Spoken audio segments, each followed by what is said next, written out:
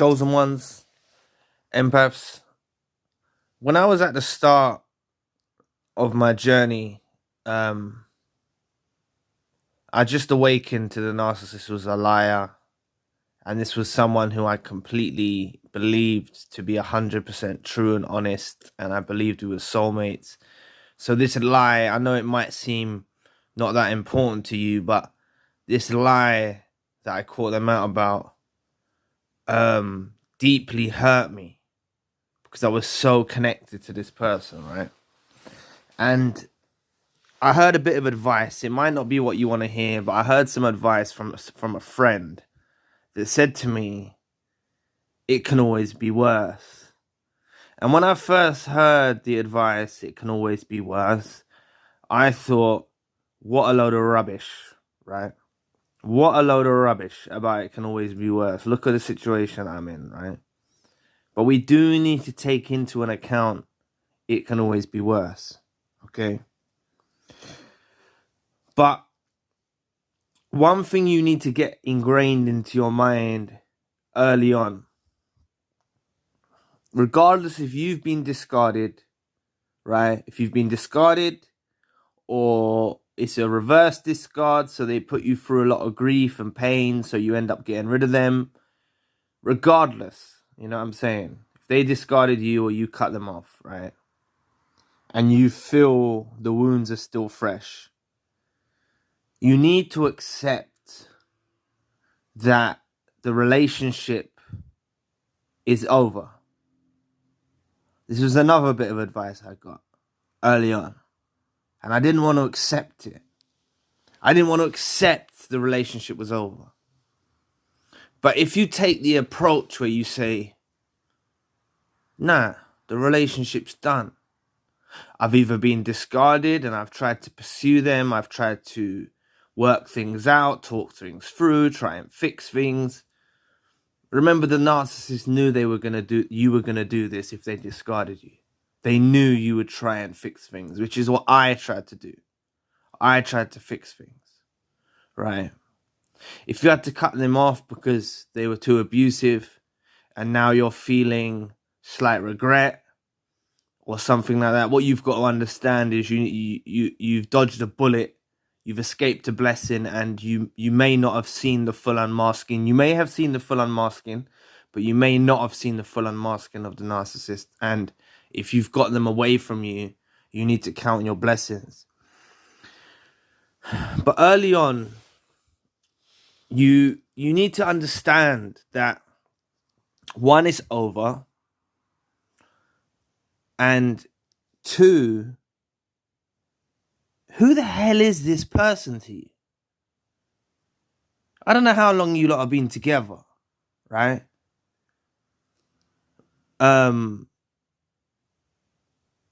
But if you were together 3 years, 6 years, 9 years, 10 years, all right. But you were once living an existence without them.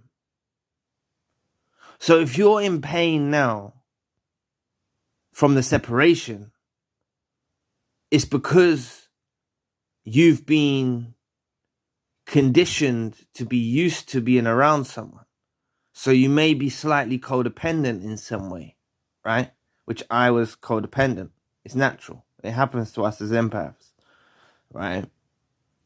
But if you take into an account that you lived in existence before them, so I'm not necessarily saying, right, say you were together for 3 years, right?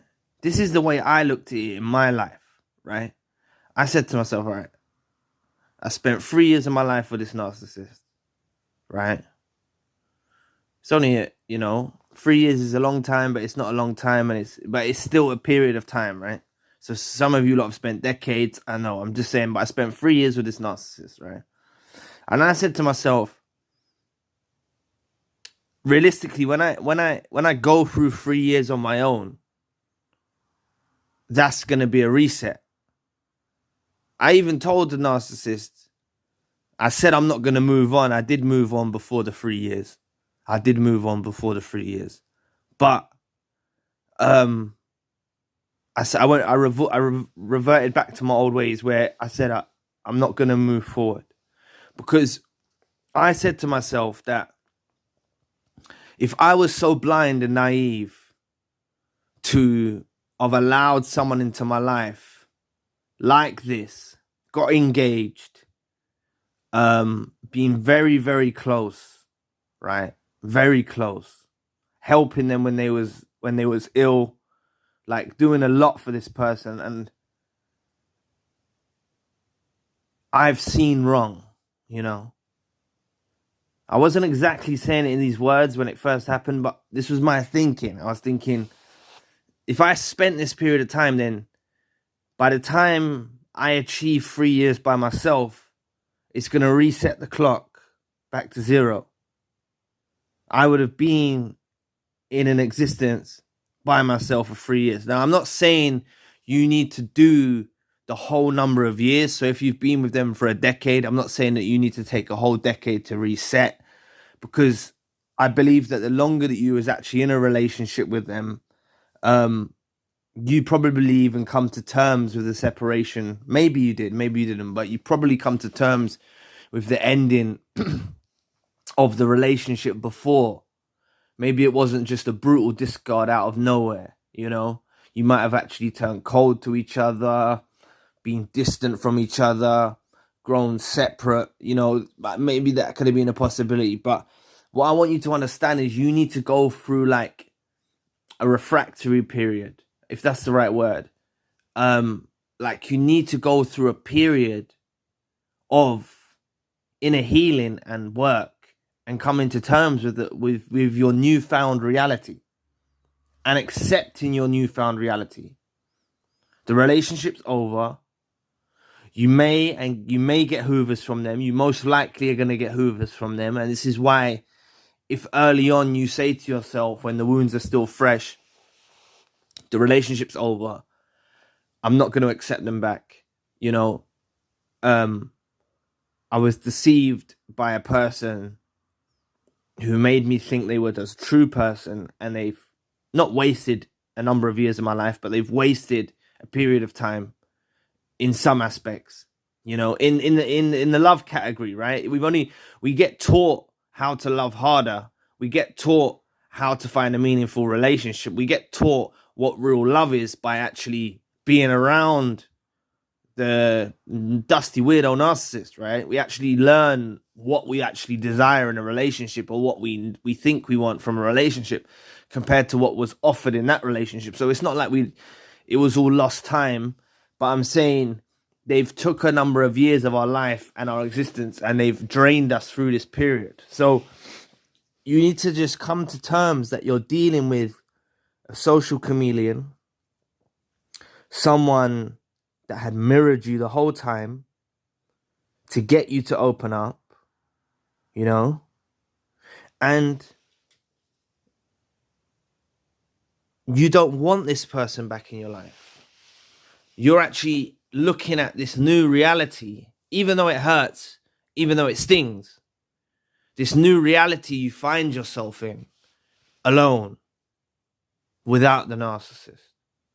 And it hurts because you're trauma bonded and you miss them and you miss the companionship.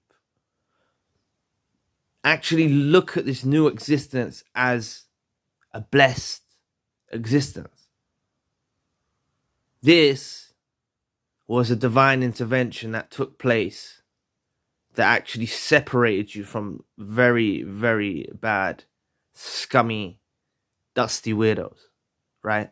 Like, the longer you clutch to it, trying to make it work, trying to make them see sense, is the longer you actually deny a hoover happening, or you realizing there's a hoover happening. You know? It's only going silent, chilling by yourself, crying if you need to, treating yourself as a guest, right? You know, crying if you're eating to, eat if you can eat, don't eat if you can't eat, but like try and eat, try and get to sleep, deal with the pain and let it all out, you know, let it out. If you need to cry, there's nothing wrong with someone crying and being emotionally hurt. There's nothing wrong with that, whether male or female. There's nothing wrong with that. That's what love does, right? So don't feel like you can't cry. Don't feel like you can't be sad. You are gonna feel sad, but I'm just trying to show you what you're gonna see in the future. You will. The more you tell yourself this is your new existence now, it may be uncomfortable. It may be lonely at night in the bed. It may be cold. You know, you may miss the warmth of their body and things like this. And I'm not trying to trigger you now, but this person was no good for you. Yes, you may have been intimate with them. You may have shared a connectivity with them to some degree. But ultimately, this person was no good, and they've been plucked out of your life, whether you were discarded or you had to cut them off. They were plucked out of your life for your own emotional, physical, and spiritual well-being. That's ultimately what happened. And that's something I learned on my journey as well, right? I learned that if I work things out with the narcissist, I said to myself, I didn't know there was a narcissist. This is why you lot are a step ahead. You know you're dealing with a narcissist, right? Or you have some idea you're dealing with a narcissist. If you think you're the narcissist, please watch the video. I can't remember what it's called, but it's like, I think it's called You're Not the Narcissist. Please watch that, because that will help. Because a lot of victims of abuse are confused, and they sometimes start thinking they're the narcissist. And I've heard it so many times. So, you know, it's literally, if you feel that way, just understand that a lot of empaths do this, and narcissists do not reflect and say, oh, am I a narcissist? You know, they either get awakened to the fact they're a narcissist and they start rolling with it, or they pretend to try and want help, or what. Anyway, I'm going off topic. What I'm saying to you is, just take this journey seriously. Take this journey alone, separate from the narcissist, as a new relationship with yourself. You know, you might have actually lost your job, your business. Is this stuff worth it in the long run? You can rebuild your business. You can get another job. Don't worry about it. It's happened. But what I'm saying is, you know, I found myself not going to work. I found myself not eating. I found myself not sleeping. And it's like, why the hell are we allowing some other person that's not even, you know, that's not worthy of having them feelings for? We're going through like we're grieving for the dead. Literally. This is what it's like. It's like a death dealing with a narcissist, because everything that it's weirder than a death. It's kind of, it can, you know, so even people that I've spoke to that have actually dealt with death, you know, they're able to process death because it's the finality of it. But what lures you with the narcissist is you're not making the finality, the final is over. And that's why I said it's very important. The first thing you need to accept is the relationship is over. If you can accept this relationship is over, you will not give in to Hoovers. You do not want Hoovers. You do not want to connect to this person again. And this is the mind state that you've got to start adopting. You've got to start adopting this approach of, this person is no good for me. The relationship is over. They were a liar. They were a cheater. They were a snake. They were this. And go through this period of time, like I said, this refractory period. Go through this period of time focusing solely on yourself and the betterment of yourself, you know? If you're not ready to go back to work yet, don't go back to work. But if you need to get built, people need bills paid and whatnot, and it's like, they have such a severe impact on us as empaths, right? Trust me, if this person cheated on you, or this person lied to you, or this person done whatever to you, right? It's their loss. You know what I'm saying? It's their loss. I wish someone was telling me that before. It's their loss. They've missed out on having a true potential loving soulmate like you was. It's all their loss. And you're going to see it's all their loss. You're going to see them. So this is why, if you can actually detach from the relationship and accept, yo, the relationship is over. They're a dusty. They're a weirdo. They're deranged. Okay, let me focus on myself for a set number of months or years. Let me focus solely on myself and building this relationship with myself. Then you're going to hear from them. Then they're going to be reaching out to you through social media. Then they're going to be reaching out to you from a phone call. Sorry, let me have a sip of my coffee.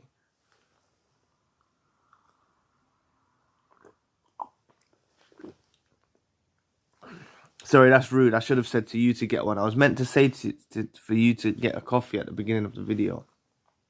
But if you want to get something now, get something. Because I think I need to break this down a bit more.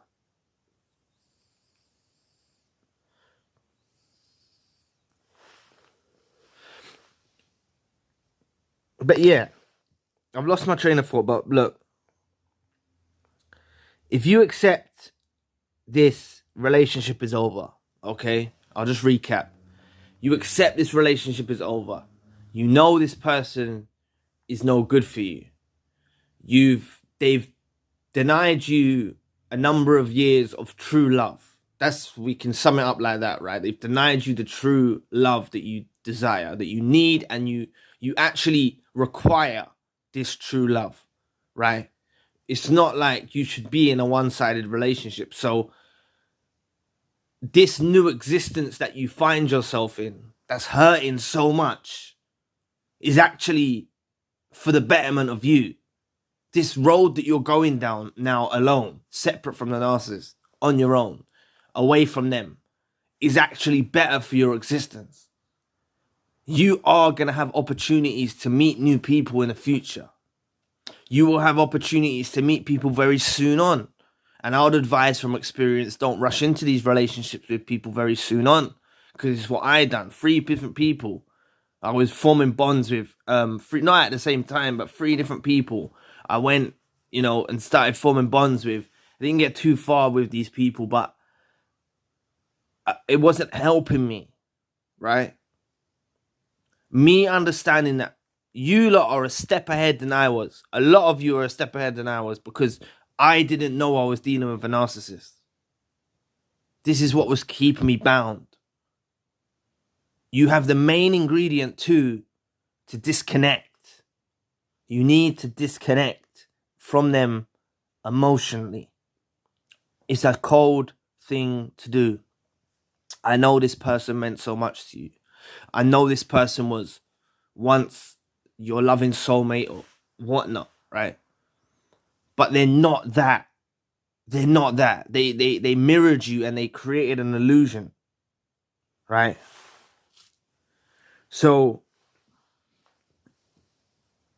just understand that.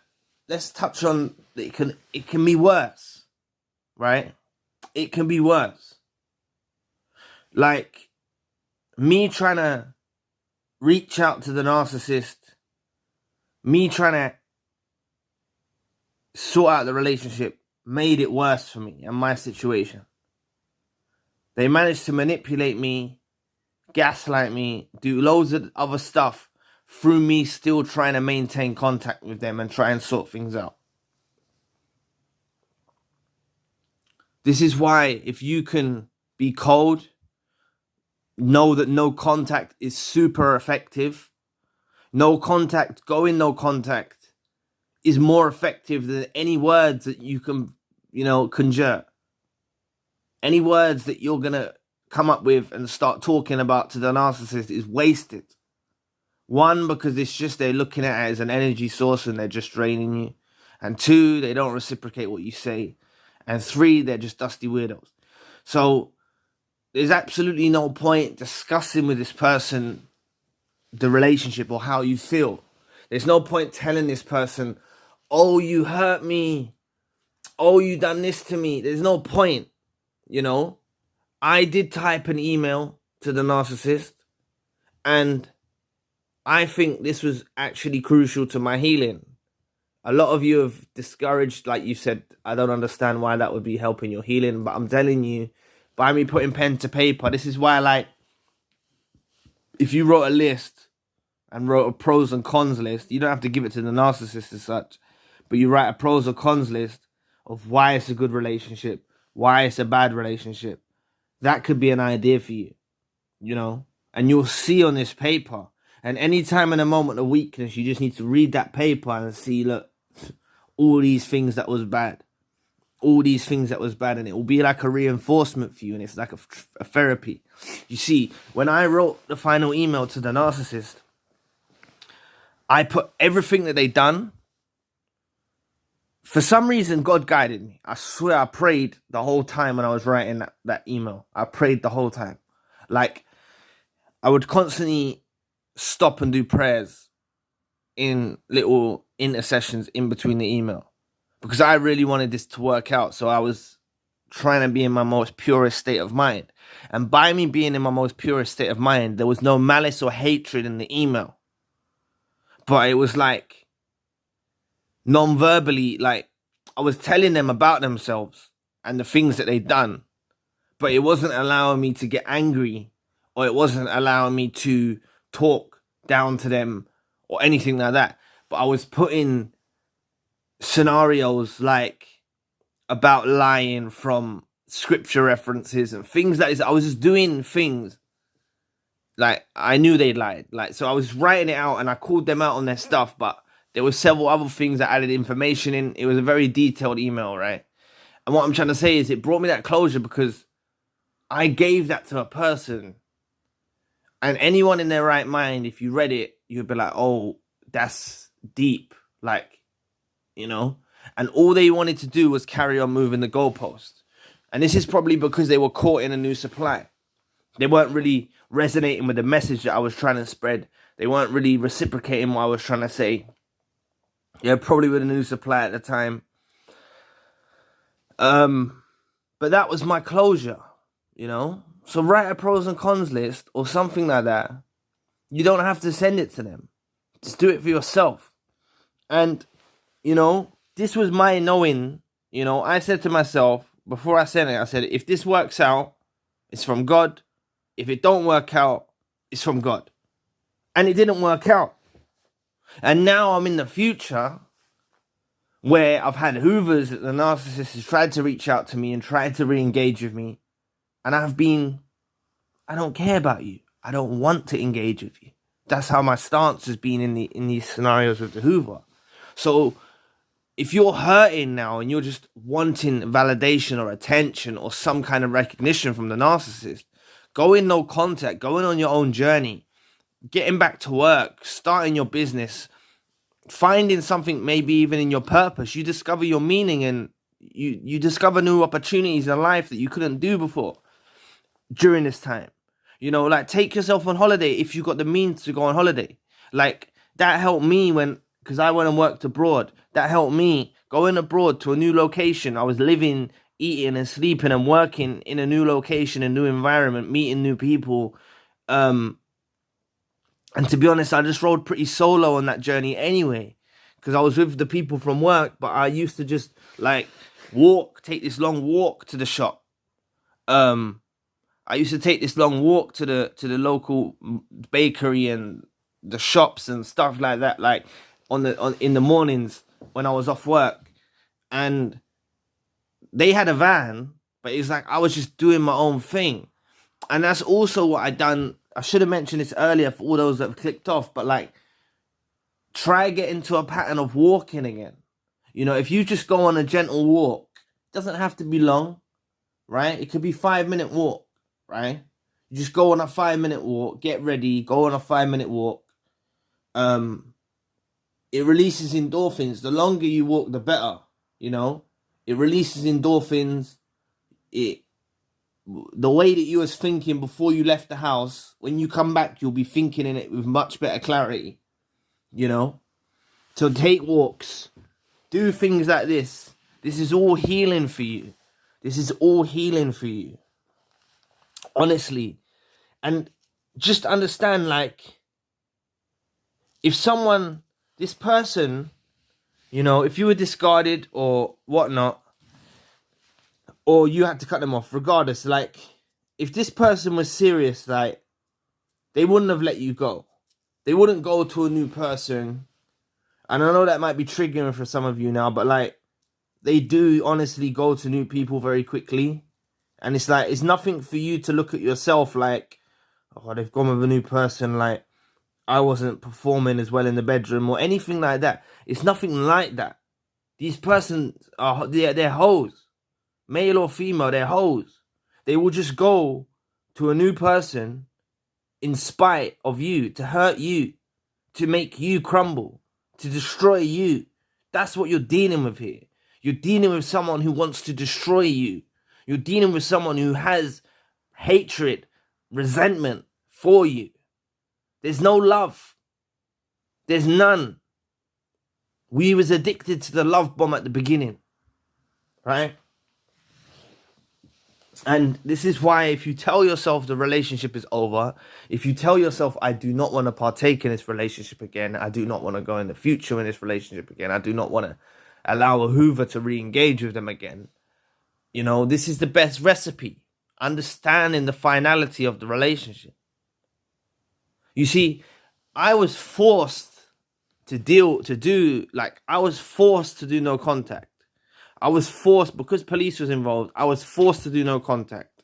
I was forced not to, like, to accept the relationship is over. I was forced to do these things, right? And it's worked out for the best. Like, I wouldn't change it for the world. And you will get to this place. It's gonna happen. I know it will. You will get to this place. You could possibly even take a different route than me. You know, I've gone and done and worked abroad and started a business and tried other ventures. But you possibly might meet someone great. Like, you might meet someone wonderful. And you're going to be like, oh my gosh. Like, and you'll be healed by that point a bit. Like, you'll be healed better. And you'll be like, be able to appreciate the person and love the person in the way they're meant to be loved. And, like, that might be there for you. And I might find that in my future as well. Right? That's an option for us. Like, this is what's going to happen. And this narcissist will be long gone, forgotten. It's draining. Do you know how tiring it is with a narcissist? It's tiring, man. It's tiring. It stresses you out. You know what I'm saying? So, these wounds, this was from a subscriber. I don't even think I said that at the beginning. So, shout out to the subscriber that requested this video. I should have said that at the beginning.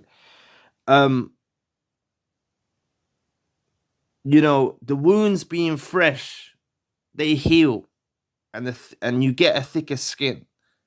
So thicker skin, I mean, you got tough skin now. You know what I'm saying? You're able to withstand more. You're able to withstand more.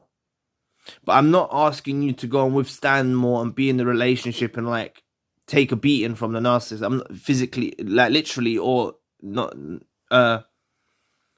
mentally, like a mental beating, like how they operate.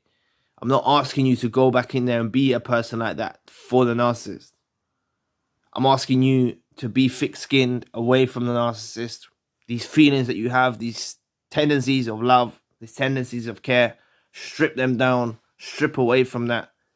Rewire yourself, rewire your brain, rewire your thinking. Look at them as a parasite. Look at them as a demon.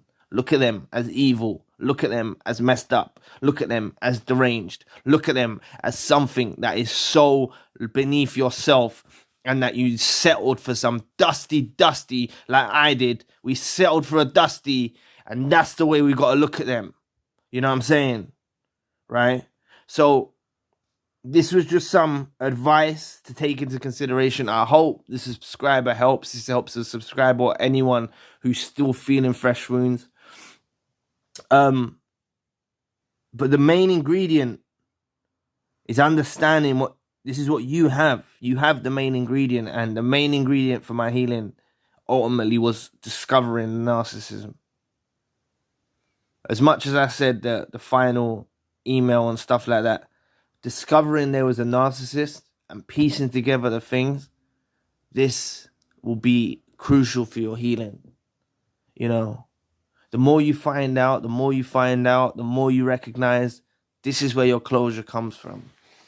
Understanding the narcissist. And this is why you find yourself preoccupied with watching videos or reading books or asking questions or whatnot, because the narcissist denied us this closure.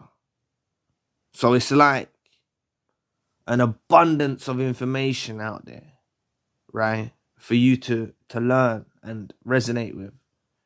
And once you get over the need, like, you know, I don't want you to feel like, oh, I was having sex every other day or every day before with the narcissist, and now I haven't had sex in this amount of time. Oh, I need to have sex with someone now. Like, it's not like that. I don't know how old you are, but it's like, I'm telling you, there's a power in actually not being intimate and actually abstaining. I know I'm going a bit deep here, but I'm trying to tell you, like, those early encounters that I had after the narcissist, they didn't benefit my soul. Didn't benefit my soul at all. Like, I was still so caught up on the narcissist, like, I couldn't literally bond with someone else properly anyway. Now I can. Now if I meet someone now, I know I can. Like, I'm past the narcissist, you know? But if I meet someone that's like dodgy or another narcissist, I'm getting the hell away from them. I'm not tolerating no BS, and nor should you. This is what it's about now. Us not tolerating the BS. And this is ultimately the biggest valuable lesson that we learn from this. If we direct our path rightly, understand that we don't tolerate this type of behavior from other people. We was asleep during a time with the narcissist. We was asleep. We were awoken. But we don't tolerate this type of behavior of anyone else anymore. And that's why I say and I advise to take a period of time, a refractory period of time of focusing on yourself, being in a relationship with yourself, developing yourself, healing yourself, and take it very seriously like a relationship, you know? So anyway, I hope this helps. So anyway, thank you for watching today. Please press the like and the subscribe button. If you'd like to donate to the channel, you can find the link in the description box. And if you'd like a one-to-one session with myself, you can also find a link in the description box. Currently, I've got the secondary channel, the spiritual channel. So anyway, I'll be back with another video soon. Peace.